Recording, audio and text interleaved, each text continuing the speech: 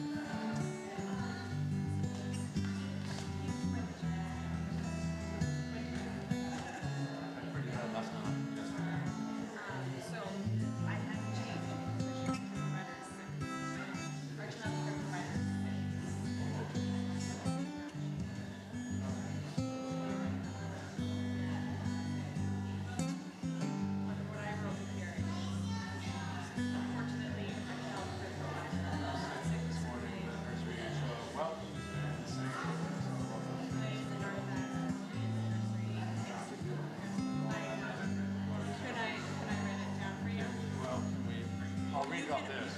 Can I read off this? Okay.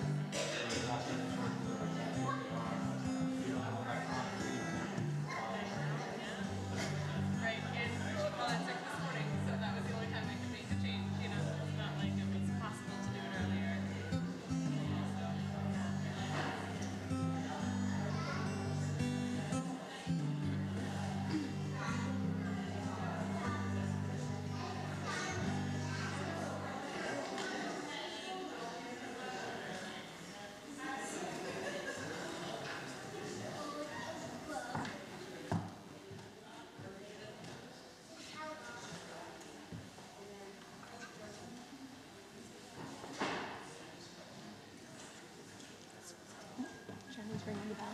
Shut up.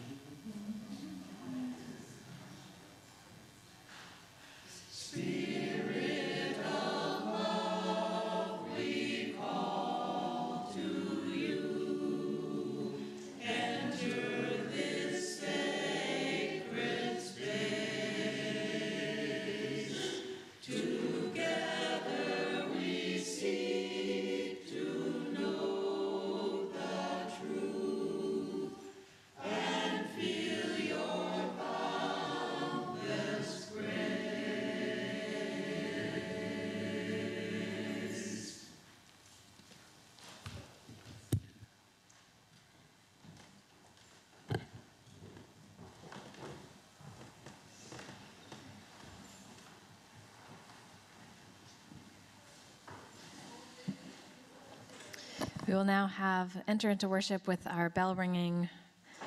Jennifer Buckwald and Matt Harmon will ring our bell.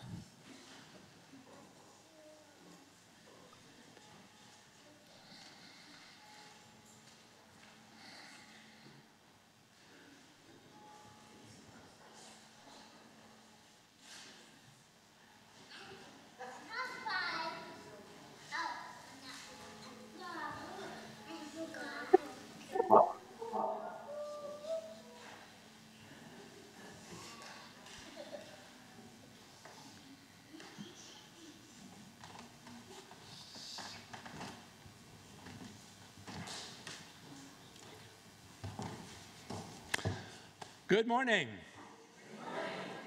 Welcome to Theodore Parker Church. My name is Tom Keitel. And like many, I'm relishing in this beautiful fall day.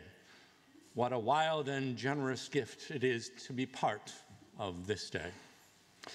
As we enter into worship, we bring with us all of our sorrows and joys of our week, and we know that here we are held in loving community. Here we are reminded that a part of something larger than ourselves. Here we seek to counter oppression, to work for healing and justice in a bruised and broken world. Here we invite all of you to bring your perspectives, your beliefs and doubts, all that is unique and wondrous about you to our service. In the spirit of love, all are welcome here. For those of you who are joining us in person, a few things you may want to know. Our congregation is mask optional, and if you would like to be seated in the area where others are wearing a mask, the section is over to the left. You can use QR codes at either entrance or in your pew to pull up the order of service on your phone, or take one of the large print copies available at either entrance. Our service is being recorded today and will be available on YouTube later.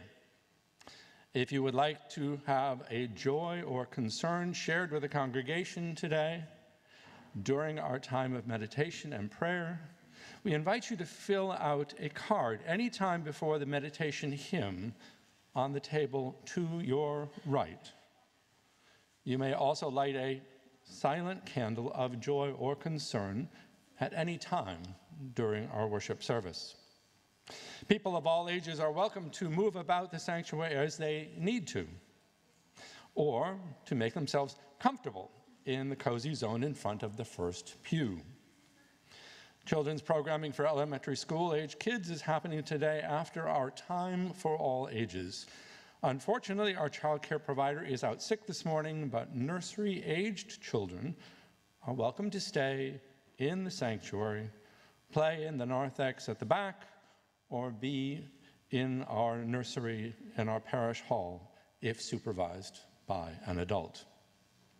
I wish to give many thanks to Meredith St. James, who is our camera point person today, and Jennifer Bottomley, who is our Zoom usher. If you are new to Theodore Parker Church or visiting today, we'd love to stay in touch with you. You're invited to fill out a connection card, which will give you the opportunity to sign up for our weekly updates and to help us welcome you. A link to the connection card will be in the chat, as well as on our contact information. Those joining us here in the sanctuary are encouraged to fill out a contact card, which you'll find in your pews within the bright yellow pamphlet. We'd like to take a moment to greet one another. For those of you who are on Zoom, please put your video on for the first time to help us connect with you. And Meredith, would you please put our sanctuary screen in gallery view so we can all see our off-site congregation. Now let's give each other a big wave, and sanctuary folks, the camera is in the back of the center door. As we continue to greet each other, if online, you may post hello in the chat. If you are physically in the sanctuary, we invite you to greet one another and say good morning. And please ask for consent before offering a hug or handshake. Please greet one another. Good morning to you.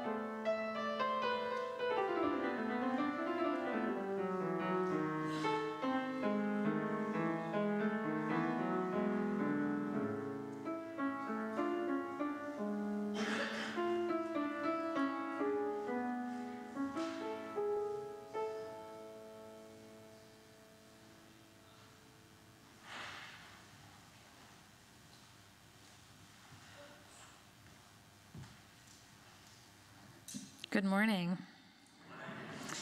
I'm the Reverend Heather Concannon. My pronouns are she, hers, and I am the minister of this congregation.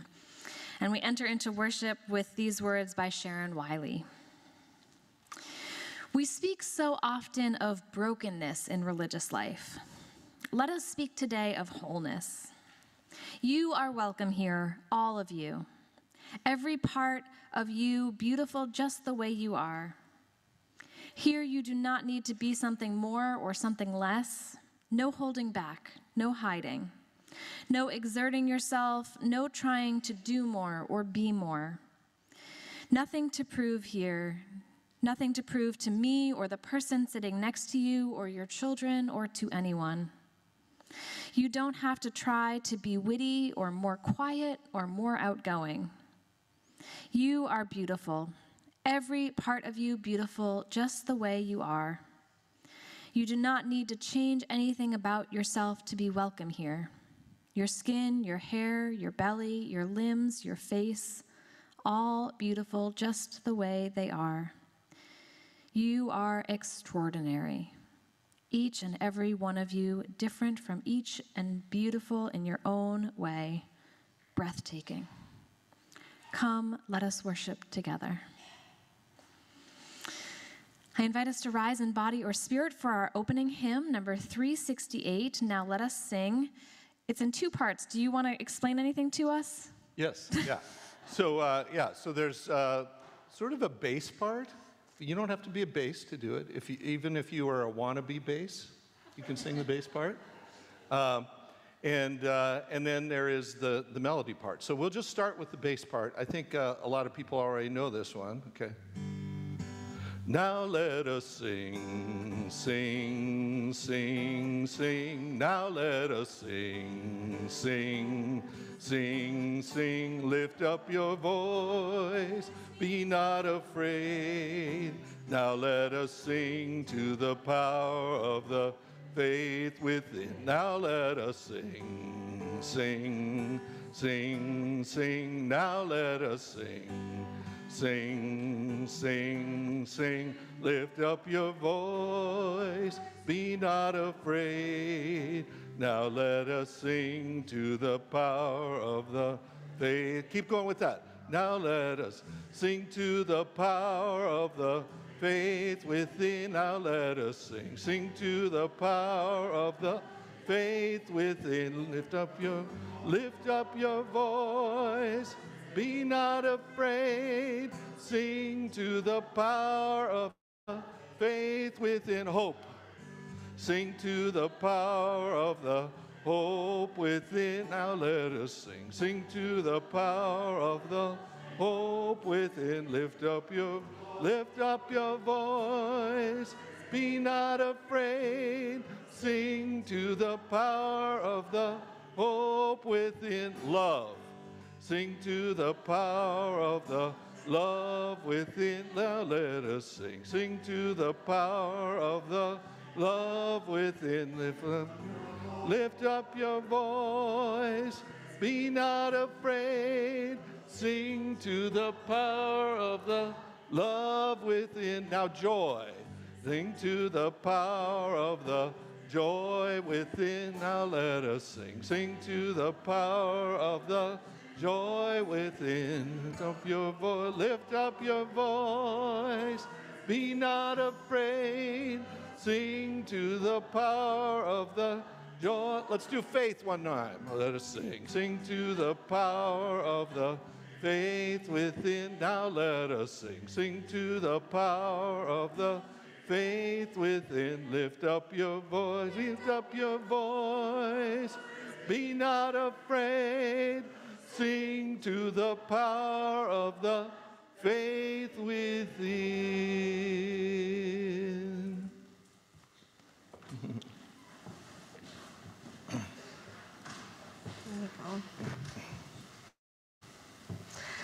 Hope you join me now in saying the words of our chalice lighting, the words of shared covenant that we say each week.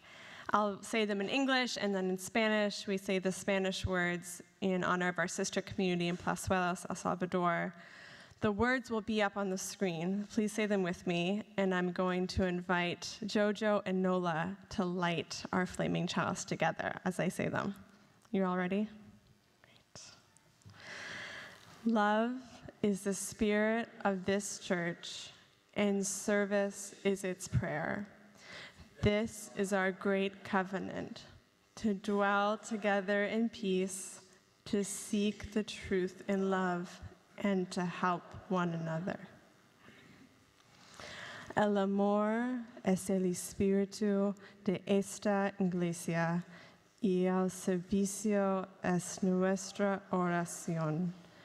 Esta es nuestra gran promesa, vivir juntos en paz, buscar la verdad con amor y ayudarnos los unos a los otros.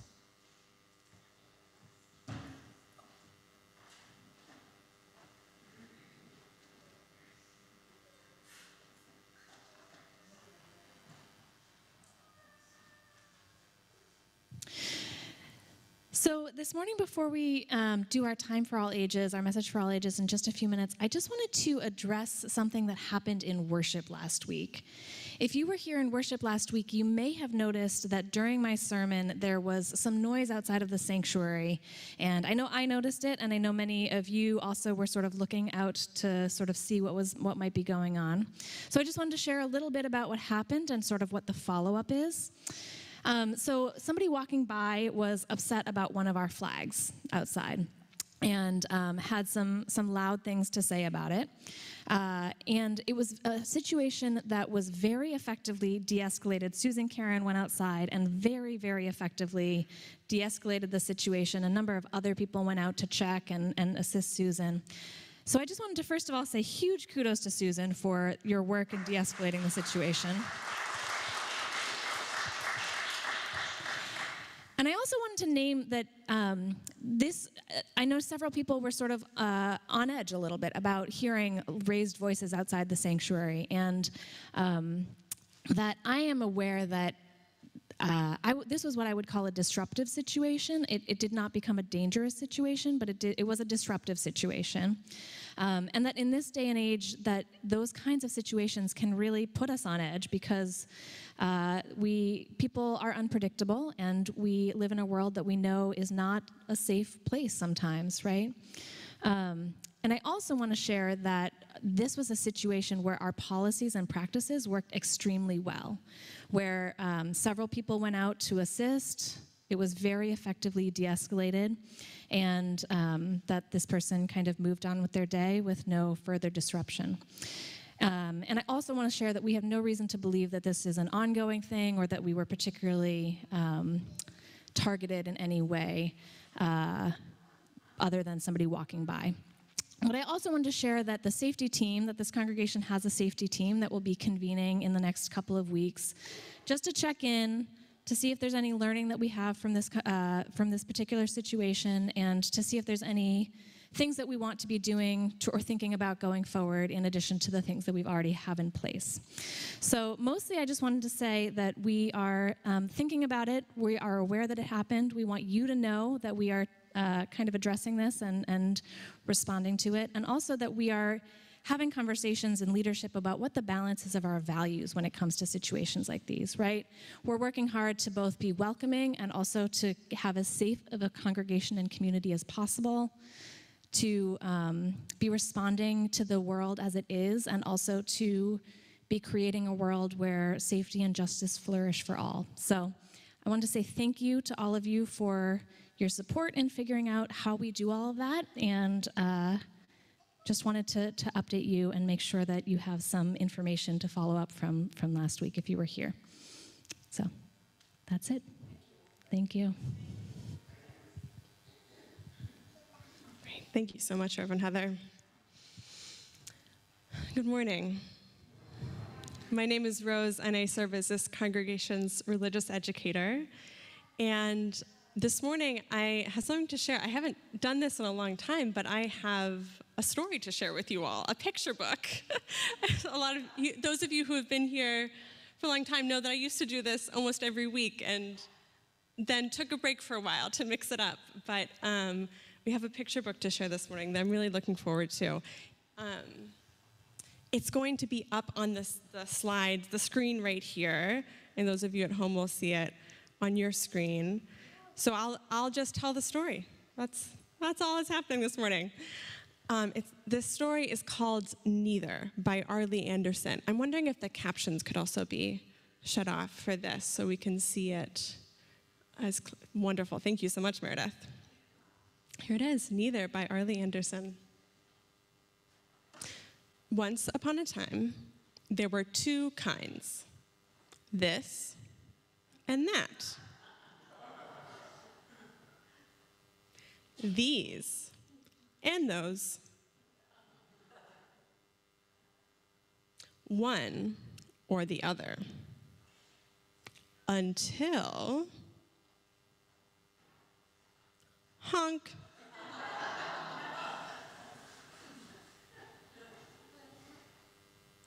What kind are you? I'm both. You can't be both. You must be neither. I'm neither.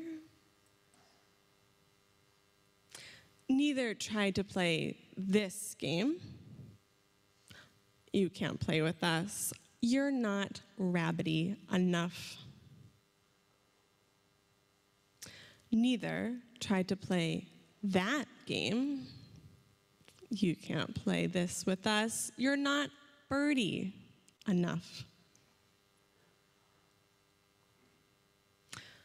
Why don't you find somewhere else? You're not one of us. You're neither. Neither, neither, neither.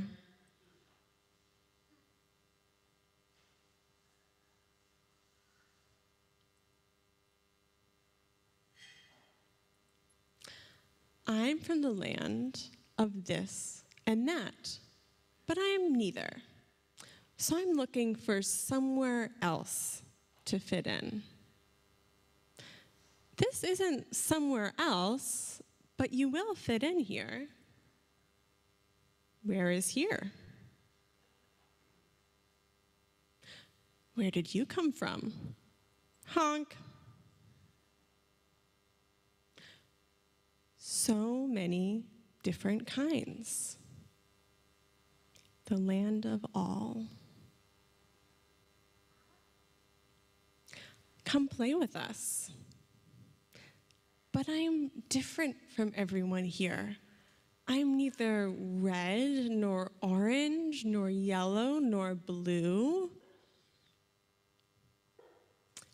Exactly.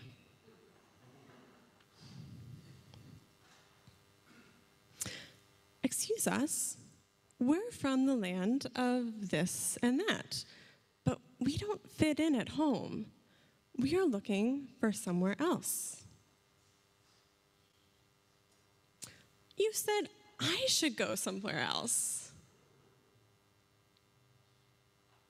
Well, this isn't somewhere else.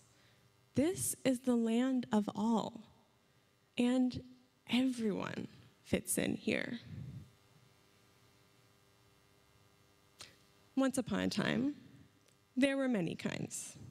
This and that, somewhat, and whatnot. I'm not sure what that one is. Neither and very, say. Sort of, just, rather, a little, neither, and both. And all were welcome.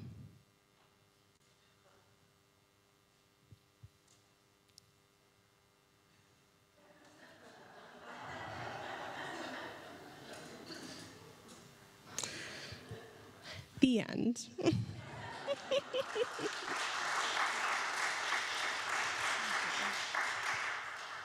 With perhaps the mission in mind that all of us are trying to leave the land of this and that and journey to the land of all together, I'm going to invite any kids who want to join me for Children's Chapel to gather by that door.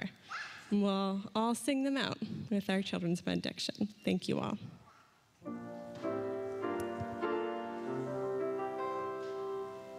For you shall go out in joy, for you shall go out in joy, and come back in peace, and come back in peace. Blessed be.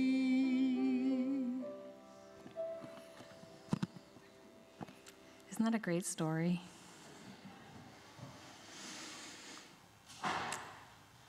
So as we deepen into a space of meditation and prayer, I invite you to enter into this moment. I invite you to take a few nurturing breaths and give yourself over to this time of stillness. If you're joining us today on Zoom and you wish to share a joy or a concern during our time of meditation, I invite you to type that into the chat now. And if you'd like to fill out a card during our centering hymn here in the sanctuary, you may also do that as well, now or any time before this in the service. So I invite you to remain seated, and we'll sing together our centering hymn, Sanctuary.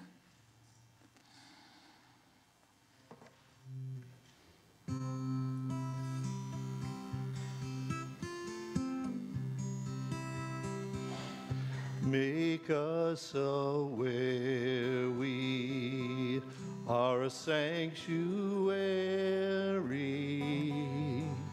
each made holy and love right through. With thanksgiving, we are a living sanctuary anew. Make us aware we are a sanctuary, each made holy and love right through. With thanksgiving, we are a living sanctuary anew. Make us aware we are a sanctuary, each made holy and love right through. With thanksgiving, we are a living sanctuary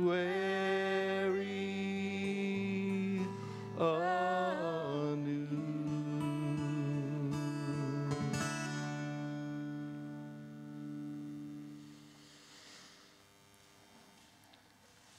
Each week we come bringing joys and concerns from our lives, for the world, from our days. An anonymous sorrow for a dear friend whose husband died suddenly.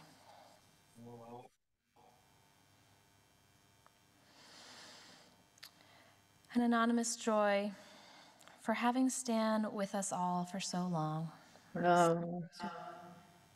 Passed away a few weeks ago.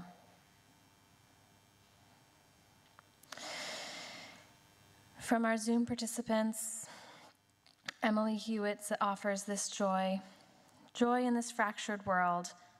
Our 9-month-old granddaughter lighting up with a beautiful smile when she sees us. And she offers a concern. How can the world find peace, create peace, be at peace?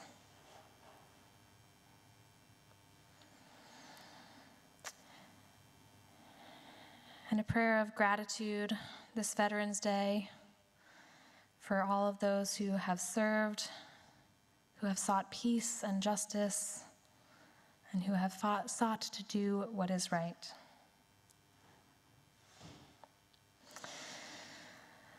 Let us enter into a spirit of prayer together. Holy One, Spirit that moves through us and among us and between us, we bring so much to this space, this time made sacred by our gathering this morning, this altar of community. In this space, we bring hope and heartbreak, celebrations and doubt, longing and gratitude. Holy One, where we bring hope, may we have others to help hold the tenderness of it. Where we bring heartbreak, may we be held by loving arms. Where we bring celebration, may others rejoice with us. Where we bring doubt, may we find reassurance. Where we bring longing, may our hungers be filled. And where we bring gratitude, may we offer generosity. I now invite us into several moments of shared silence, followed by our musical meditation.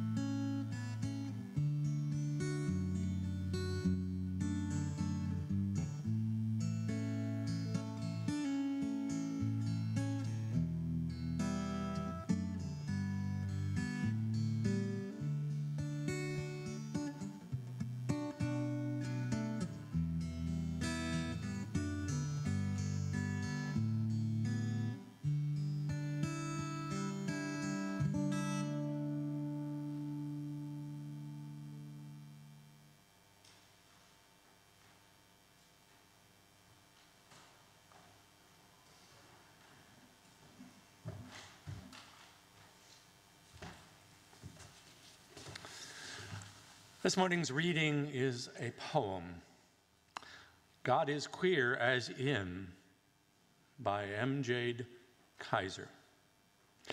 God is queer, as in strange, surprising, titillating, non-conforming to norms that destroy, as in breaking open new possibilities through flesh entangled and brave acts of collective courage, as in troubling certainties, resisting assimilation and persisting through struggle together, as in interdependence, chosen family, and reaching out to isolated kin, as in always becoming, as in less this or that and more multi-layered, multidimensional, and complex, as in intimately experienced and beyond definition, as in the love between strangers and sheets, the love that lasts for lifetimes, the love that begets love, as in resists white supremacy and all that's deadening lies, rigid definitions and desire to control and confine. As in loyal to love, lovers, beloveds, even when it's all on the line. As in hurtful, when spit from the mouth of hate, but sometimes still also a lighthouse, a history of holy uprising, and a coming home from within.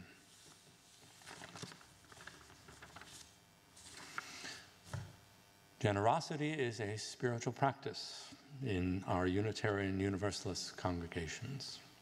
We give to remind ourselves how many gifts we have to offer. We give to remember that we are part of something larger than ourselves. We give because we believe in music and sacred space. We give with gratitude for all that we have been given, and with the faith that together we have more than enough. Links to donate will be in the chat, and if you want to take a meditative moment, writing out a check and sending it to the church after the service. Ushers will be coming around the sanctuary to collect an offering from those in the pews who wish to donate something more tangible. As Yukiko shares Prelude by J.S. Bosk, an offering to sustain this congregation of memory and hope will be gratefully received. Thank you.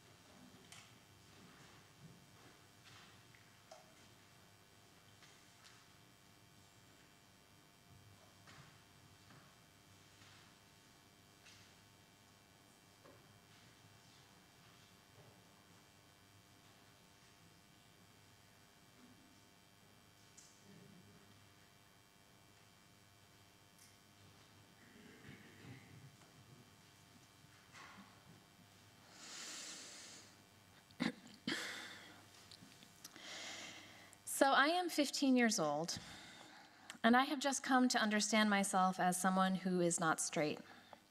And I am very anxious about it. What words to use to describe myself, who to tell, how they will react. And at my core, I am still wondering, and what I'm really wondering is, am I still loved and am I still lovable?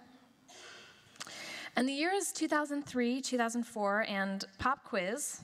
I know you didn't expect a pop quiz at church. This is like that dream that you have, right? Where you come to church and there's a pop quiz. Do you remember what was happening in Massachusetts in 2003? Yeah. Marriage equality was in front of the Massachusetts Supreme Court, and I am watching so closely and so quietly because I'm becoming aware of two things simultaneously.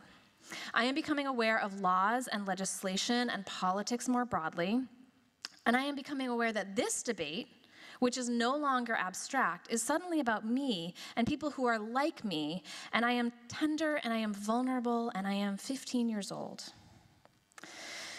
And to be clear, I was in Massachusetts in a very supportive family, in a very supportive school, part of a very supportive Unitarian Universalist church. But I was still hearing those messages and the public debates about how people like me deserved to be treated, and debates about the humanity of people like me. And you better believe in this moment, I am watching everything and everyone. I'm watching what my grandparents say about it and what they don't say. I'm watching what my teachers say about it and what they don't say. I'm watching what my peers say. I'm watching what my minister says. I'm watching what my church says. and I am quietly taking very careful note of who I think is safe to share this part of myself with and who is not. And then this happened.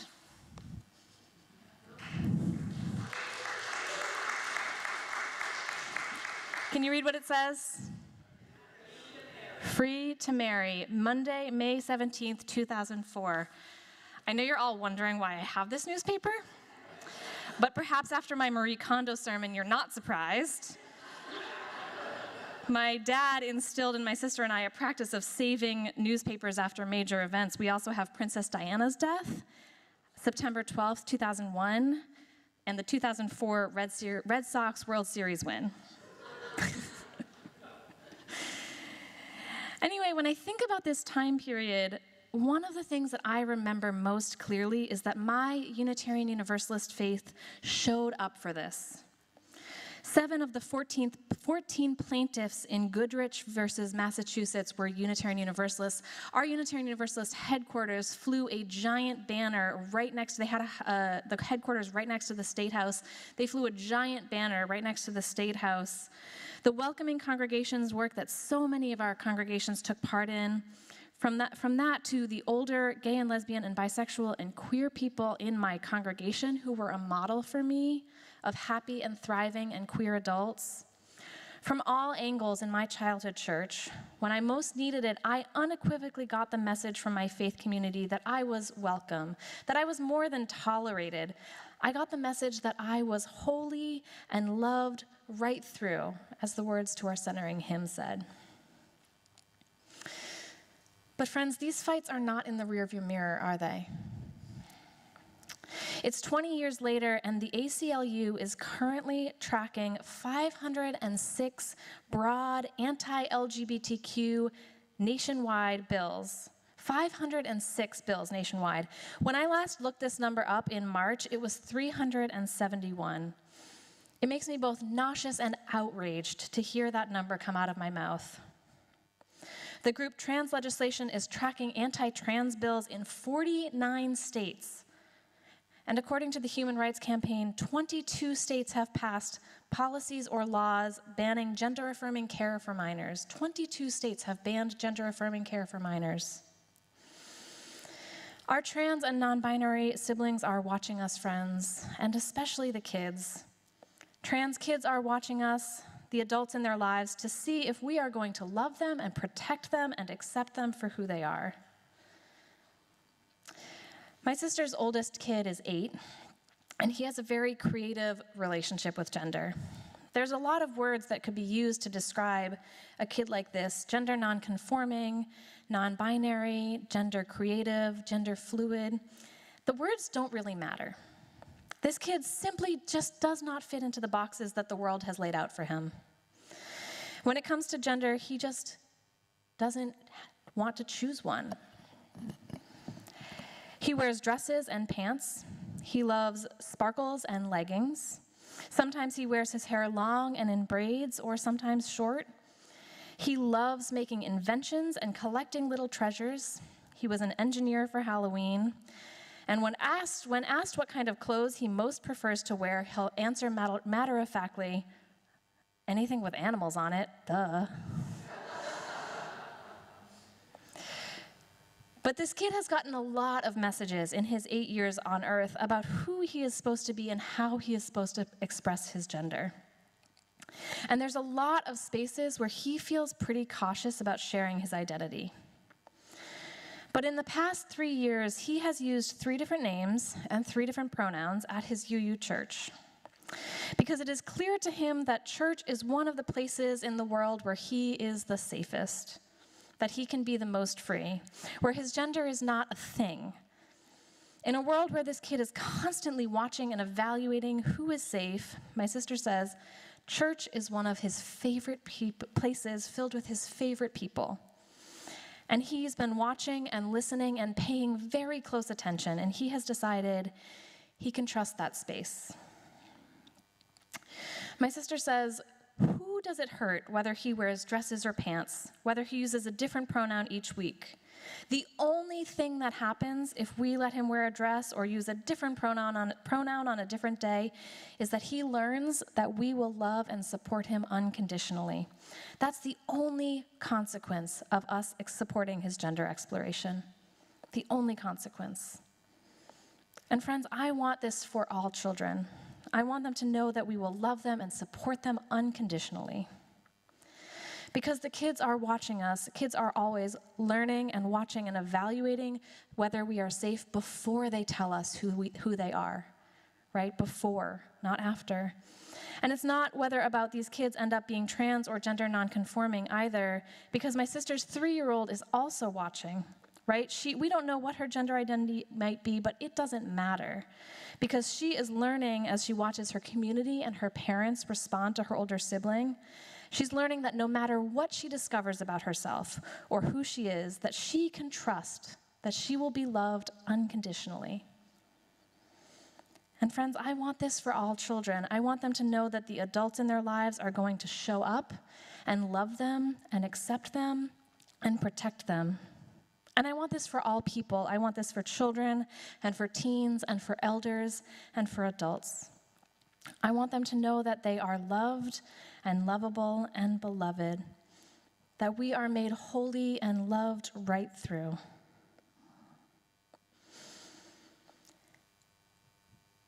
What strikes me about both of these stories is the ways in which, in the face of a world that can be cruel and discriminatory, where homophobia and transphobia can make it feel unsafe to be who you are, our congregations have the potential to be places of refuge and welcome, of transformation and of affirmation. Places where we say, we are each made holy, each loved right through, not in spite of who we are, but because of who we are. Many congregations did incredible work around becoming welcoming congregations in the late 1990s and early 2000s. Were you part of this congregation when this congregation went through that work? And the landscape of gender and sexuality has continued to evolve. So we must also learn and grow as the world around us changes. And I have sadly heard often across our Unitarian Universalist denomination, that churches did really, really well on the L, G, B, and Q parts of this acronym, the LGBTQ parts, but that our transgender and non-binary siblings have sometimes felt like we could use a little more learning on how to be welcoming and inclusive to the T, the transgender part of this acronym. And I also know that one of the ways that congregations can communicate welcome and inclusion, especially to people who are transgender, non-binary, and gender nonconforming. And if you want to know more about what those terms mean, I invite you to come to our workshop at noon in the parlor. One of the ways that we can be welcoming is by sharing what pronouns we want other people to use when talking about us, when we introduce ourselves and on our name tags. And I want to be clear also, our congregation already includes transgender and non-binary people, right? This is not about welcoming people who are not yet here. This is about recognizing that the work of inclusion is ongoing and it is already needed, that people are already part of our community. So I want to share a story with you about the first time where I was part of a group where we shared our pronouns. Many years ago, I was part of a young adult group at a local congregation, and it was an open group that met on Friday nights. And sometimes newcomers would join us, having heard about the group through a friend or through their church. And one evening, 2 newcomers joined us who none of us had met before. And we had a lovely time connecting with them, but we realized after they left that we did not know what pronouns to use to talk about them. And we didn't want to guess and use the wrong pronouns for them because that can be very awkward and painful for people, right, to hear the wrong pronouns used about them. But we also couldn't figure out how to ask them in a way that was socially appropriate. And we realized that the easiest and most socially appropriate thing that we could do was to start to ask everyone to use their pronouns, to share their pronouns when they shared their name. And I'll tell you, it was a little awkward at first, because I had grown up to that point with the assumption that people could tell my pronouns just by looking at me, right? I have the privilege of my own gender identity, meaning inside I feel like a woman, matching what people guessed I was as a child, and matching how people see me in the world. This is called being cisgender, right? Where how I feel inside matches the sex that I was assigned at birth. And anyway, sharing my pronouns at first felt very awkward. It was not something I had ever done before. I knew most of the people in the group already, and I assumed I knew what pronouns they used, and they knew what pronouns I used. But over time, it became more normal to me. And I also began to see that sometimes the pronouns I might have guessed that somebody else would use were not the pronouns that they actually used. And sometimes people who I had known for a while changed what pronouns they were using as they began to understand more about what felt true to them. And it also became clear to me that sharing our pronouns is one of the ways that we can be generous in our assumptions, right? Our theme is generosity this month. We can be generous and assume in our assumptions when we assume that we might not know what feels best to other people. We can be generous in assuming that we can't tell by looking at somebody what pronouns they would like us to use for them. And sharing pronouns also signals to people visiting us or considering joining us that we care about LGBTQ inclusion and that we are working to understand how to be a welcoming and safe place for transgender and non-binary people.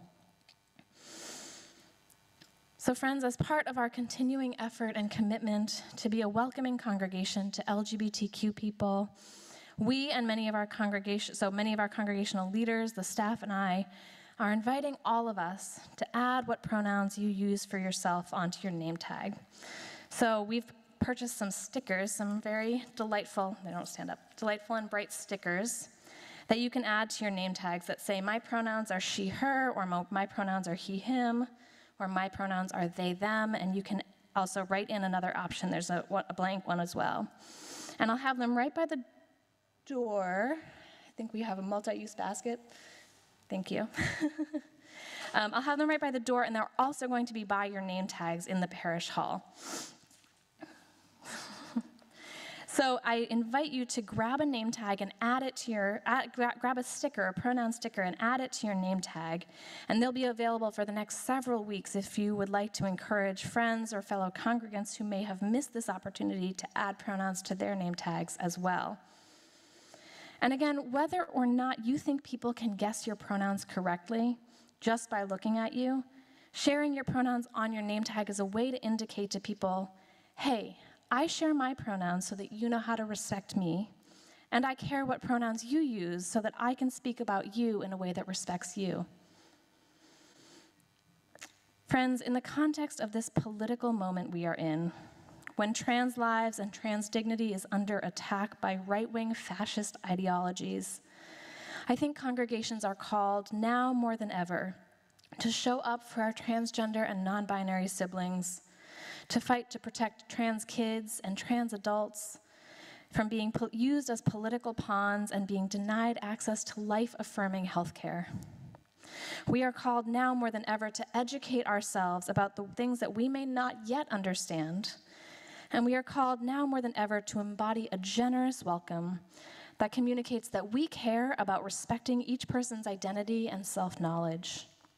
We are called now more than ever to declare loudly and boldly that each of us are made holy and loved right through, divine and beautiful and beloved and sacred, exactly as we are. May it be so, and amen. I invite us to rise in body or spirit for our final hymn, number 1014, Answering the Call of Love. The words are slightly different on the screen. They've been updated for more accessibility inclusion. The updated words are on the screen, but if you'd like to read the music, they're also in your teal hymnal. I invite you to rise your body and spirit.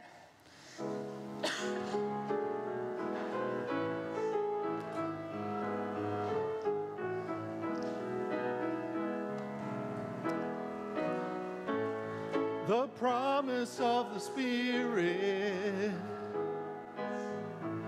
faith, hope, and love abide. And so every soul is blessed and made whole The truth in our hearts is our guide. We are answering the call of love. Hands joined together as hearts beat as one. Emboldened by faith, we dare to proclaim. We are answering the call of love. Sometimes we build a barrier to keep love tightly bound, corrupted by fear, unwilling to hear, denying the beauty we found. We are answering the call of love. Hands joined together as hearts beat as one. Emboldened by faith, we dare to proclaim. We are answering the call of love. A bright new day is dawning, when love will not divide. Reflections of grace in every embrace, fulfilling the vision divine. We are answering the call of love. Hands joined together as hearts beat as one.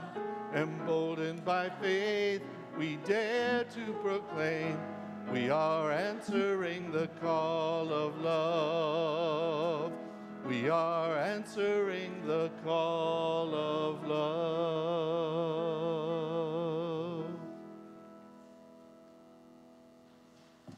Thank you. Please be seated. We close with just a few announcements. First, please join us for coffee hour next door in the parish hall, or if you're joining us on Zoom, you can stick around for our breakout room. Just join the breakout room when you get the prompt if you'd like to stick around. Next Saturday, this coming Saturday, is our winter fair. It takes a village, and we need the village to sign up.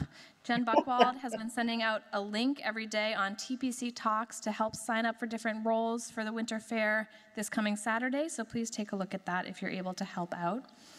And then after church today from 12 to 1:30, Rose, our religious educator, and I will be offering a workshop to discuss these themes more, to discuss the evolving landscape of gender identity and how we can be more inclusive as a congregation to transgender, non-binary, and gender non-conforming people. So this workshop will contain information, some facilitated questions, and a question and answer time. So I invite you to join us for that. And I think that's all we have for announcements. Stan Gross's memorial service, I do want to mention, Stan Gross's memorial service will be on November 26th at 2:30 p.m., so Sunday, November 26th after Thanksgiving, and you are warmly invited to be here and remember and celebrate Stan's life.